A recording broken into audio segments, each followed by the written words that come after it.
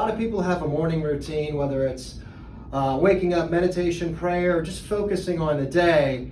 This is a way to get your body ready for the day. We don't promote stretching in the office. The most important thing is movement. Muscles are really not designed to stretch. They're designed to contract concentrically and eccentrically, but not necessarily stretching. So our focus mostly is on the movement of the joints. What I want to do is I want to quickly go over a few different types of x-rays that may have a little bit of implications on what type of morning rituals as far as movement you should do. And one of the best ways to do it, to know exactly what you should be doing, is knowing what you have. And there's really two different classifications here. One is a posterior sacrum, and the other is the posterior fifth lumbar. And I want to quickly go over them with you to show you what I'm looking at here. You can see relative alignment, and then all of a sudden when you get to the sacrum, it's posterior. That's a posterior sacrum. Now this is clearly a spondylolisthesis. That's broken there.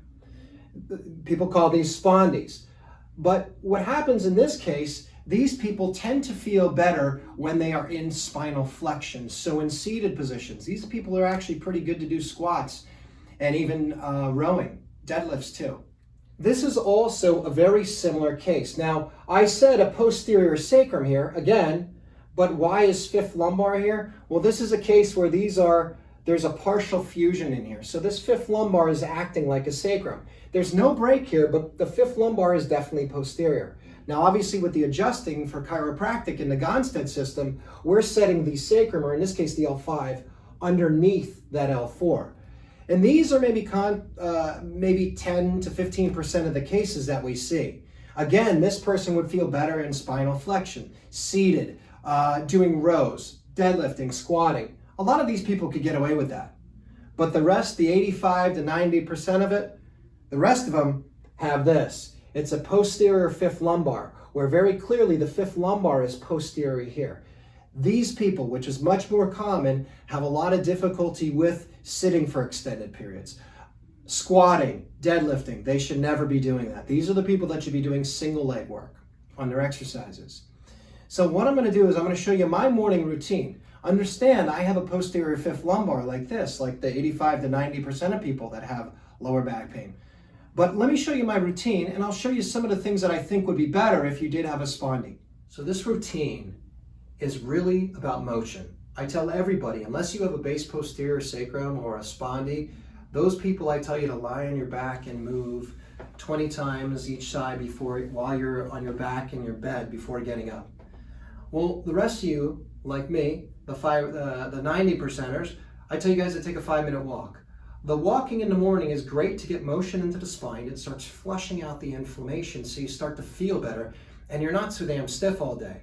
But once you're done with the walk, which is by far the most important thing, I do a lot of motion to get going. Now this routine can take anywhere between 5 to 15 minutes depending on how much you really want to do. But I go through a lower body motion and an upper body motion, and I'm going to show you what I do. Now each one of these movements I do 100 repetitions of. It doesn't all have to be at once. You could break it up. If you feel you can get it all done at once, that's fine too. But I'm going to show you exactly how I start the motion. The first thing I like to do is the flexion and extension of the hips. And I'll do 100 of these. Now, just like this. 3, 4, 5. And I'll do 100 of these. And of course, I'll do those both sides. When I'm done with that, I'll go right into hip swings. 1, 2, 3, 4, 5. Most everybody can do these very, very well. The next thing I do, and my favorite, is the good mornings. Now, this is a hip hinging exercise. It's very, very important for people that have posterior fifth lumbars. So for this exercise, or this motion, what you'll be doing, you can get out far as you'd like, but the idea here is to shift your butt backwards. All the stress should be on your hamstrings when you do this. So, 1, 2, 3. There's no strain on my low back when I'm doing it. I'm hip hinging, I'm sending my butt backwards. As soon as you curl your back, Now you're putting extra stress on the discs. So all you're doing on this with your knees bent is shifting your butt backwards. 2, 3, 4, 5. I do 100 of those. The next exercise, what I'll do is I'll take a nice wide base there. And for this one, let me show you this side. What I'll do is I'll do 100 of these leg, the hip extensions here. So I'll hold on and I'll dig up like this. 1, 2, 3, 4. Now this one I am getting motion into the muscle here, okay? But limited. 6, 7, and I'm just digging in, and you can feel it right there. But I'm not, it's the motion that's important. When you're done with that, you can go right into, again, another hip hinge. You'll be feeling the hip hinging in the hammy. The people with spondies, this tends to feel very good for you, because you tend to be tend to feel much better when you're in flexion. So this motion where you're digging in will tend to help you out pretty good. Now that's pretty much what I do for my lower body. Now for the upper body. This motion I do is very simple, and it gets many joints involved in the upper body. So this is just simple push pulls. You're pulling back and pushing forward. Pulling back, you're flexing the elbows, moving the vertebrae of the back, and then pushing forward. Now you're using the chest and you're extending the arms and the elbows at the end. So I will do 100 of these. One arm over the other, just to get motion.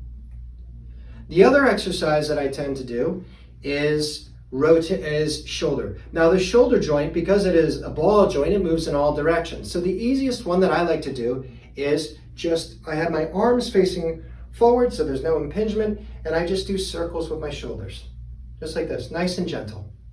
And I do 100 of these.